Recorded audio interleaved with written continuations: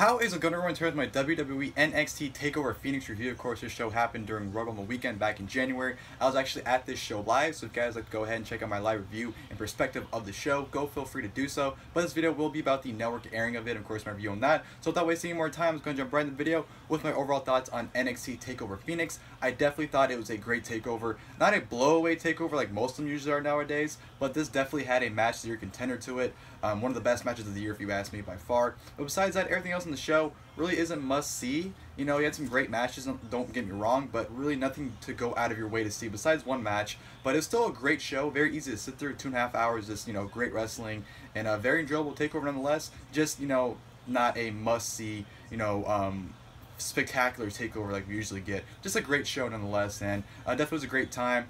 You know, the show, watching it back, was just as great as it was being there live, if you ask me. So yeah, NXT TakeOver Phoenix, like I said, I thought was a great show nonetheless. The show did open up with the NXT Tag Team Championships being defended. Of course, Kyle O'Reilly and Roderick Strong of the Undisputed Era defending against the War Raiders.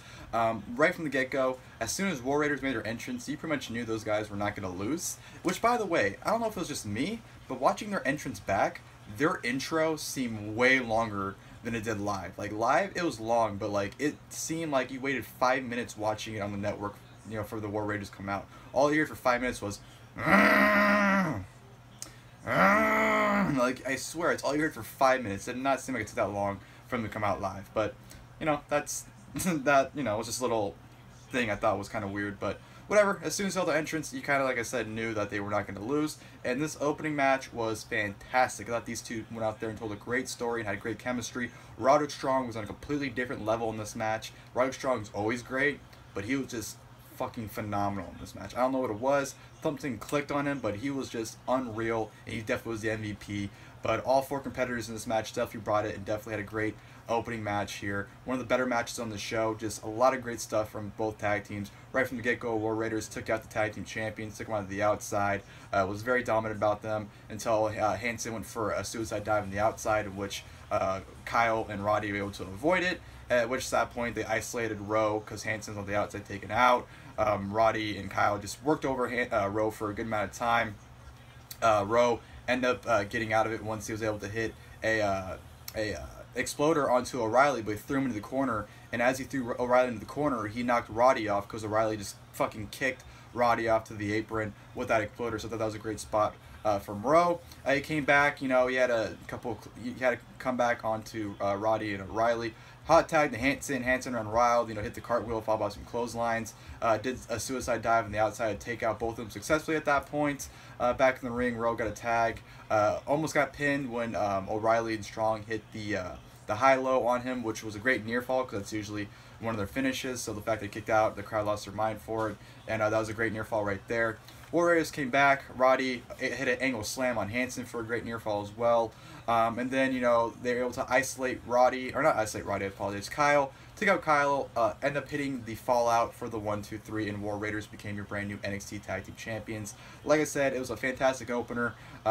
Very fast-paced match, and it was just, both teams, like I said, told a great story, and they definitely complemented their styles greatly because obviously Kyle and Roddy are smaller guys compared to the War Raiders. So just the contrast of their sizes definitely mixed well in this match. So yeah, loved every second of it. That was a lot of fun. Even though the ending kind of seemed like it came out of nowhere, like by the time the match ended, it didn't seem like it was coming to the end yet. It seemed like it was building towards it, but the finish kind of did seem like it came out of nowhere. But nonetheless, great opening match. Really enjoyed it. That was definitely a great start to kick off the show. From there, we go to Matt Riddle taking on Kassius Ohno. Being there live, I thought this match was good. Just didn't live up to the expectations I had. Watching it on the network, it still didn't live up to those expectations, but I still thought it was a pretty good match. Definitely better watching it back here than it was there live.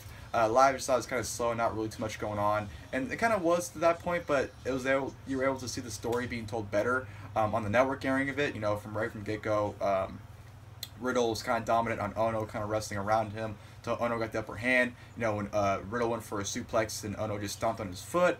Riddle would then work on Ohno pretty much the entire match, which I thought was good. Riddle's selling was unbelievable. Riddle, one of his high points is that he can sell unbelievably, and that's exactly what he did against Ohno here. And Ohno would work on him, throw him to steel steps, just working on top of Riddle, hit a moonsault until Riddle had his comeback. Riddle would just beat the shit out of Ohno, powerbomb, and then would just lock in the elbows, hitting the elbows on Ohno, which Ohno actually tapped out. So he wasn't in a submission or anything. He just tapped out because he couldn't take any more of the punishment. So that was the finish. Riddle defeats Ohno via referee stoppage, I guess. Well, not stoppage, but Ohno tapped out. But he tapped out because he couldn't defend himself. So yeah, it was still a really good match nonetheless. You know, not as good as their previous matches I've seen them have it evolve from years ago, but this is still a solid match nonetheless. And yeah, that was definitely a good match. And then we go to what was match of the night and a match of their contender without a doubt, the NXT North American Championship. Of course, Ricochet defending against Johnny Gargano. This match was just incredible. The fact that these two went out there and honestly had probably one of the most perfect matches I've seen. They didn't fuck up. They knew each other very well. Everything was so smooth. All the counters, everything was so crisp. Everything seemed effortless from these two. And they went out there and sold the show and had a tremendous matchup. Just Ricochet's athleticism, he was able to show point everything about, you know, how what makes him great. Gargano was able to showcase how incredibly, you know, gifted he is in the ring. He was just very technical and he looked absolutely superb in it. And everything these two did, like I said, it just complemented each other very well, and it was about as perfect a match as you can get. And Ricochet ended up hitting, you know, his dive on the outside where he jumps over the post to get Gargano. Gargano, which one thing I love about this match too was Gargano had to rely on the old callbacks, which always cost him.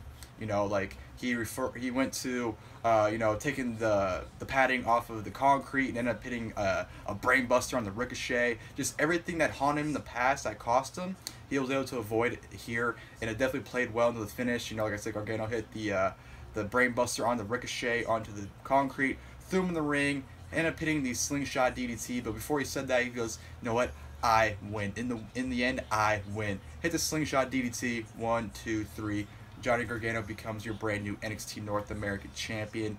Like I said, incredible match. These two out there pretty much had a perfect match. Nothing really, there's no flaws in it. There was, you know, they knew each other very well. Everything came out smooth. It was very back and forth too. Like it seemed like Gargano would do something, Ricochet would immediately do something. There really wasn't a point where it was like one guy had the upper hand. It was very evenly matched throughout the entire duration of it, and it was incredible. And like I said, one of the best matches of the year, without about the match of the night at NXT TakeOver Phoenix. Just incredible stuff, and I loved every second of it, and it was incredible. But yeah, Gargano becomes your new NXT North American Champion. As we all know, he ended up losing the title like 3 or 4 days later anyway, so it didn't really matter that he won it.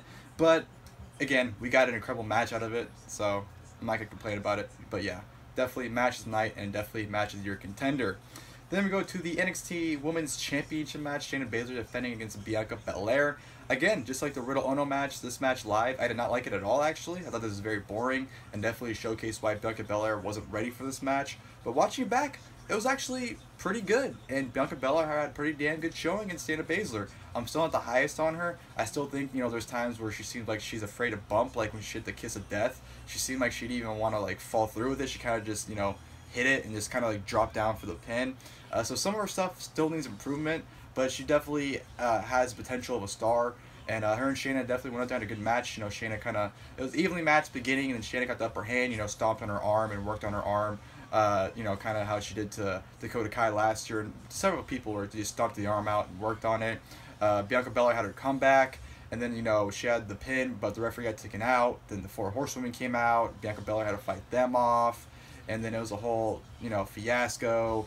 And then, you know, Shayna Baszler blocked in the clutch. But Bianca Belair, which the one thing that really pissed me off about this match live, and it kind of still pisses me off, that how like incredibly strong they try to make Bianca Belair look. Now I'm all for making people look good, but I feel like they overdid it with Bianca. I know they're trying to dub her as the strongest, you know, female competitor in NXT, but I thought the way they made her look, where she outpowered Shayna and got out of the clutch and fought out of it like 3 times, was just a little ridiculous. Once or twice would have been fine, but like 3 times, I just thought it was a little ridiculous and over the top. But definitely show off her strength. She hair whipped Shayna, which left a huge marking on her stomach, by the way, which came off great. But in the end, Shayna locked in the clutch. Bianca Belair passed out. Referee rang for the bell. So Shayna Baszler retains the NXT Women's Championship. Like I said, it was actually a pretty good match live. Didn't like it at all, but this definitely was a lot better than it was live. And like I said, definitely had a good showing from Bianca Belair. Like I said, I still think there's improvement for her that needs to be done. I don't think she's a full-fledged star like a lot of people do, but the potential is definitely there, and at one point she'll definitely get to it, in my opinion. But yeah, good stuff there. And then we go to the main event, which was the NXT Championship match. Of course, Tommaso Ciampa defending against Aleister Black. Before we get into the match, I have to say the video package before it, phenomenal. Definitely one of the best and most underrated video packages I've seen in quite some time. That match got me hyped, or that video package got me hyped for this match. But overall, going into it, the match they had was great. Definitely was a great main event. You know, it doesn't really compare to most TakeOver main events because most of them are usually like, you know, blow away, you know, phenomenal main events. And it was just a great match. You know, it really wasn't anything, you know, spectacular about it. But the storytelling I thought was tremendous. You know, Ciampa working on Aleister Black's left leg. I thought the work Ciampa put in was spectacular. You know, he was working on it, throwing him to the outside. He hit a suplex, but the way Aleister Black landed, his left leg flew into the steel step on the outside, which I thought was great. And then, of course, Aleister Black has come back, you know, was trying to hit the Black Mass, but his leg wouldn't allow him to do it. Aleister Black's selling was superb, by the way, as well. You know, Aleister Black hit a bridging suplex, a German suplex for the pin, but when he went for the pin, he lifted his left leg out, so that way he wasn't using it as leverage because it was hurt. So the little details Aleister Black was giving to sell his leg, I thought was great in this match as well, and Ciampa did a great job of taking advantage of it, capitalizing on every time Aleister Black wasn't to utilize his leg. Like, you know, Aleister Black would go for the Black Mass, he'd give up on it, but, you know, Ciampa would quickly grab his leg and hit a quick corkscrew onto the leg of Aleister Black to work on it. So I thought Ciampa's work on his leg was superb. This match could have been a little bit less in length. They could have cut a few minutes off. I think it would have been a little bit better. But, you know, and like I said, Ciampa's, you know, working the leg was really extending this match out. And I absolutely loved the finish where Ciampa was, you know, Aleister Black went for the Black Mass. His leg gave out. Ciampa ducked it, you know, kind of rolled him up into the ropes, perfectly into the draping DDT, hit it, then of course hit the fairy tale ending, but Aleister Black kicked out of it, which I wasn't really a huge fan of. I thought that draping DDT into the fairy tale ending should have been it, but Aleister Black kicks out of it. Ciampa hits it again, but he still hooks onto it, goes for it again, but Black gets out of it, goes for the Black Mass, is not able to hit it, and then Ciampa hits the fairy tale ending 1, 2, 3, and secures the win to retain the NXT Championship. Like I said, overall it's a great match. Aleister Black hit the Black Mass at one point in the match as well, which huge stuck. The way he hit it, that smack was fucking loud. But yeah, it took 4, I believe, fairy tale endings for Ciampa to win, which I wasn't really too fond of. That's the one thing. If I had to complain about one thing NXT, is the fact that I feel like they just, you know, spam finishes until a guy finally lays down. Like, that was a big problem with the Cole Gargano matches when they were feuding for the NXT title, was that, like, it took Cole like 15 finishes to put Gargano away, which I'm all for making guys look strong, but it just, at the point, it's just like, how is that a finish if it doesn't get the job done? Excuse me for that. So it's just like, I don't know. I don't like sometimes how they kind of, it takes like 15 finishers to put a guy away, but Ciampa retains the NXT, I almost said North American Championship, the NXT Championship, and the reason why I said North American Championship is because afterwards, when Ciampa was on the stage celebrating his win, the NXT North American Champion, Johnny Gargano, came out and they celebrated, and they held both championships up, and that's how the show went off the air. So, yeah, NXT TakeOver Phoenix, like I said, I thought it was a great show. Nothing blow away besides one match, of course, that being Ricochet versus Johnny Gargano. Besides that, everything else was still good to great. Still a great TakeOver, you know, very easy show to sit through. I'd still recommend you checking it out if you guys haven't. But like I said, just not a blow away TakeOver that we usually get nowadays. So, hope you guys enjoyed the video. If you guys did, please feel free to leave a like below. And of course, until next time, I'll see you guys later. Thank you guys for watching the video. All day long,